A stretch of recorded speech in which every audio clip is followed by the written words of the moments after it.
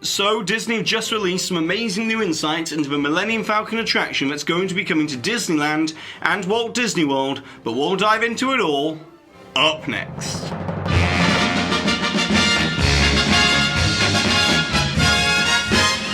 Hi there Waltoneers, I'm Jack, this is DSNY Newscast. Go ahead and subscribe down below if you're new to this channel. Also check out Universal Newscast for all your Universal Studios news. And I'd just like to say very quickly that I went and saw The Last Jedi the other day, and no spoilers, but I would personally rank it right behind Empire Strikes Back in my list of favourite to worst Star Wars movies. So that's saying something. Go watch The Last Jedi, it's an amazing movie. Anyways, now let's get into this massive Galaxy's Edge news that came out of the Imagineering Panel at Galactic Nights at Disney's Hollywood Studios yesterday. And I'll put a link down below in the description box to Big Fat Panda's full panel video, which I highly recommend going and watching, as it's great to hear just how excited Walt Disney Imagineering are about Galaxy's Edge. But the biggest thing by far that came out of this Imagineering panel is that we might now know where the entrance to this Millennium Falcon attraction will be within Galaxy's Edge. As it was described by the Imagineering team... So, the Falcon, we were just talking about the Falcon. Well, the Falcon's going to be here, and you can go on to the Falcon. You will go on to the Falcon, you will go into the test room, you will go down those hallways, and you will go into the cockpit and fly the Falcon on a mission that you can control. And that picture of that hallway and this cockpit, this is not a set. That's not from the movie. That's the actual Falcon. That's where you're going in 2019.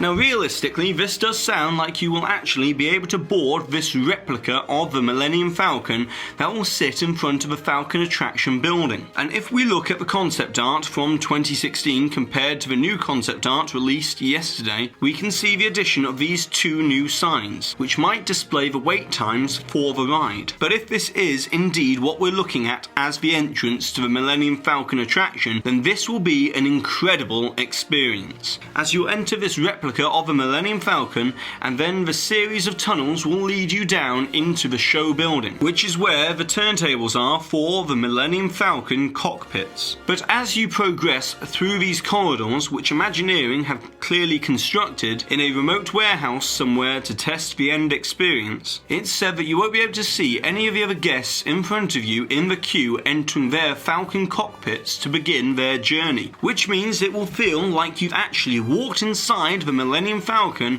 and actually are about to fly the Millennium Falcon and not just go on another Disney ride. And we've also received our first look at the actual Millennium Falcon cockpit that you'll enter, as this is the immense level of detail that will be within each one of the 7 pods on each of the 4 turntables of the attraction, with all of the buttons and switches having consequences for the success of your adventure. And this is just a very quick glimpse at one of many of the ride sequences that you'll be able to interact with on this ride, as you won't just fly around the planet that Galaxy's Edge is on, which is Batuu, but you will also travel to other planets within the Star Wars galaxy. But that's not all of the new pieces of information that we've received from this panel, as we've also got new concept art for Merchants Row, which will be the main shopping area within Galaxy's Edge, with this being the entrance to the new area. And then as you walk down, you'll walk into this market alleyway, and we even know the first official stall